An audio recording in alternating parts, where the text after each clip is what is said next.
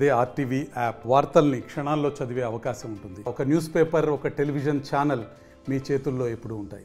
గొందిపర్ల దగ్గర ఆల్కాలిస్ ఫ్యాక్టరీలో పాలిటెట్రోఫ్లోరోఎథిలిన్ చెప్పేటువంటి కొత్త రసాయనాన్ని విషపూరితమైనటువంటి రసాయన పదార్థం అని చెప్పేసి తేల్చి చెప్పారు.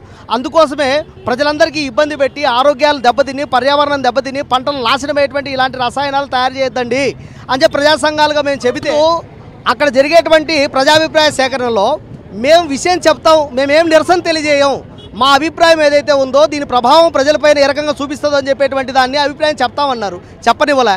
మేము రాసినటువంటి అర్జీని అభిప్రాయంగా ఇస్తామని చెప్పాం. దాన్ని కూడా తీసుకోకుండా టీజీ వెంకటేష్ గుండాలు దాడి చేశారు. చాలా దుర్మార్గం. నా సెల్ ఎత్తుకున్నారు, ఇప్పటిదాకా ఇవ్వలేదు. ఫోన్ రింగ్ అవుతుంది, ఇచ్చేటువంటి పరిస్థితి లేదు.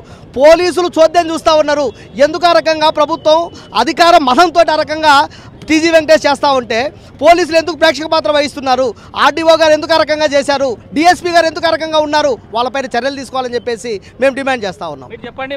నేను చూసాం ప్రజాభిప్రాయం సేకరణ జరిగింది. అందరితో పత్రిక వాళ్ళ అభిప్రాయాలను పేపర్లో తీసుకుంటారు. అసలు దాన్ని ఎలా చూడాలి? ప్రజలను తమ అభిప్రాయాలను తెలియజేయడానికి ఎటువంటి అవకాశం నిన్న ఇవ్వలేదు. మరిన్ని వీడియోస్ కోసం ఛానల్ ని సబ్స్క్రైబ్ చేయండి. లేటెస్ట్ అప్డేట్స్ కోసం వాట్సాప్ ఛానల్ ని ఫాలో చేయండి. అండ్ లింక్ డిస్క్రిప్షన్ లో ఉంది.